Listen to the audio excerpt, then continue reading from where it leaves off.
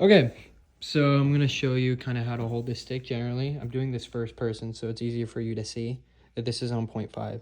So preferably you get it at a point where it's pretty good balance, where it may tip forward. A lot of sticks have this designated, but it's gonna be about here. Whatever you think is best, you can hold it like this, or if you hold it like, I'll give you an example. If you hold it too far back and you hit, and it just feels like it would hurt your hand, because if you actually play and it hurts your hand, a lot of times it's because it's too dead, and so it's not good for your hand to play like that. And if you hold it too high, you'll have the same issue. So if you ever get pain in your hand, it's probably from holding the stick like too far up or too far down. So try to find a spot in the middle. Generally it's about this. Like there's a zone, I would say, that it's playing. Whatever just feels best, playing zone wise. So firstly, I noticed and you're playing, you didn't really have a strong grip. You were kind of like doing this, which if you didn't know, generally you don't want to have a tight grip, but you want to have a firm handshake, if that makes sense. You don't want to be squeezing it because then you'll look like this, but you don't want to be too loose because it kind of looks like you're playing. You want to have a solid fulcrum where it almost feels like if you pinched yourself, it wouldn't hurt, but you would definitely feel it. Where you can play, I'm not using my fingers here. And you notice how when I'm actually playing, my fingers separate a bit. It's not exactly like this when I'm playing, because then that would look like that. I actually separate them just a bit like this so that I have leverage on the stick, and so I can almost play without it. And that's important, but also the fingers, the back fingers are maybe the most important. You can play more with just your back fingers than you can play with your first finger. I could play...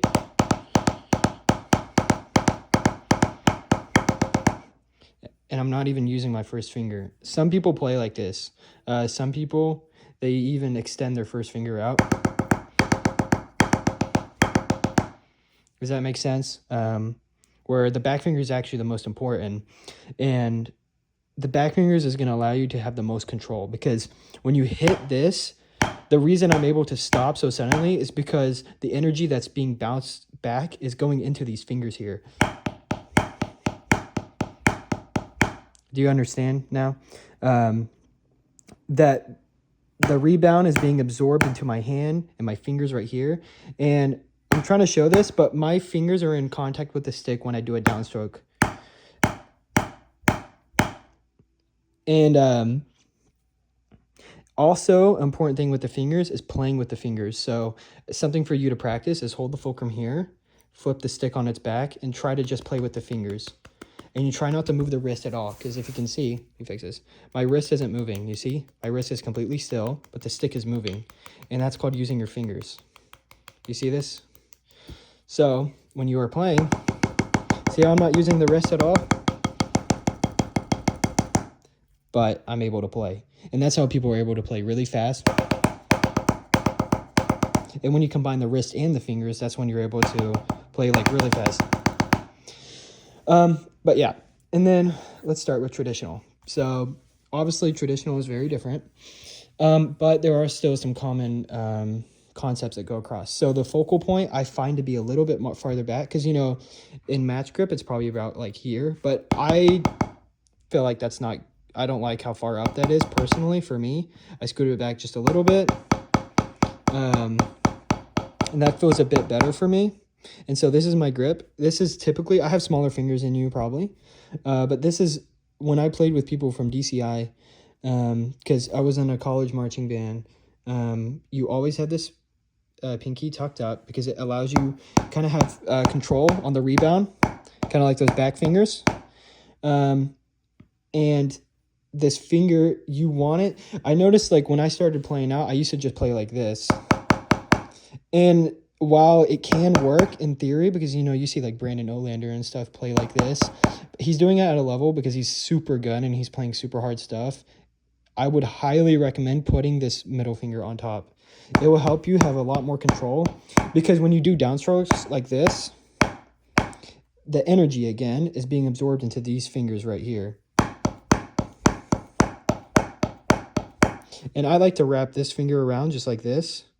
Some people, they do like kind of open. I know like some people literally play like this, which can work, but I would really recommend not doing that.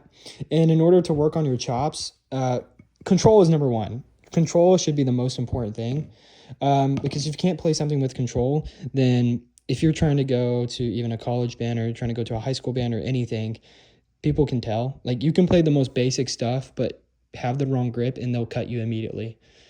But you can play some complicated stuff with your weird grip and they don't really care.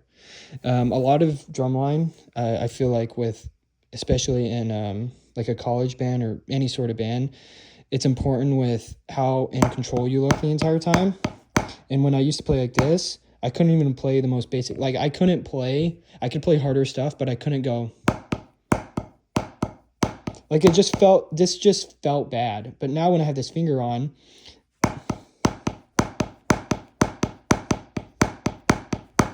I just feel in so much more control. Typically, you want to keep these bottom fingers on at all times. There's certain occasions where you notice how people lift them, but you don't want to lift it after. This is me lifting it after every time. You don't want that. You really only want to lift it when you're doing fast singles, like, if that makes sense. But yeah, I think that's about everything. If you have any questions, let me know. And I'll try to show you. I can try to set up the camera real quick. I don't know how to do this. Well, I can't really show you, but the drill you were playing, you were going, it was triplets, right? It was triplet diddle, and you were doing the accent on the triplet. And so breaking that down, it's...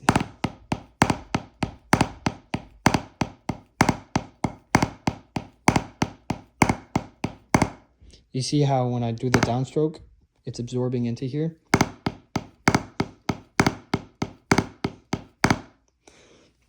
Now I'll do it on the right hand. I'm just playing it one hand at a time, but combined it would sound like what you're playing. And these sticks are a little broken, so my control may be a little weird.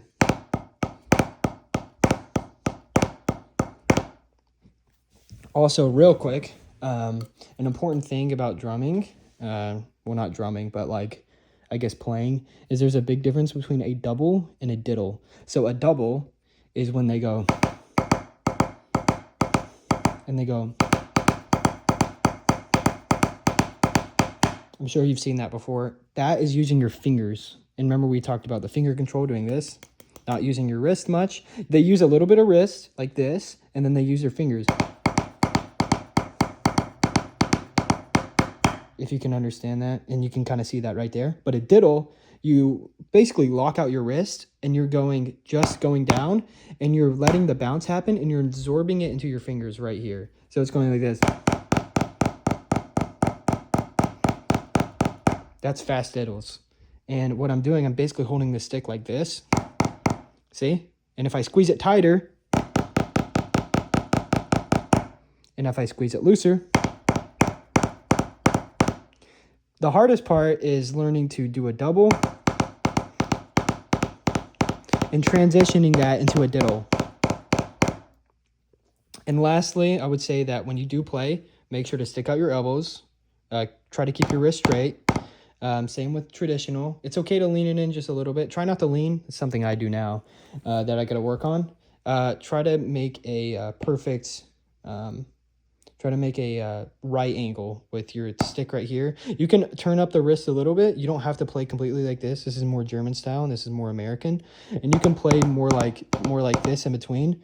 It doesn't really matter. Play what's comfortable. Make sure to use your fingers for control. And just a general rule of thumb is when you have more contact with the stick, just in general with your fingers, it will have more control. Because your fingers can absorb the energy that's produced when doing a rebound.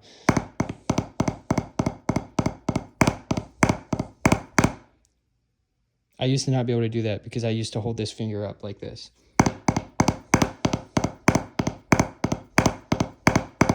It's a lot more difficult, and my heights are a lot lower. So when I add this finger on, it helps out a lot. So yeah, I guess that's everything. But yeah, what's important if you ever want to like practice your chops, I would say open your hand and try to use just your thumb. This is something I need to do more of. I don't play in college anymore. I already graduated. I can basically play like doing that.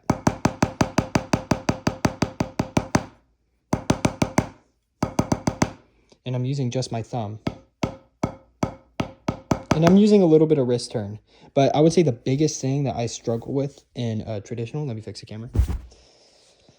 The biggest thing I struggle with traditional is that I used to play like this because I was so used to match grip. And what I would do when you start out, I would try to do this really slow and really exaggerate the left wrist turn.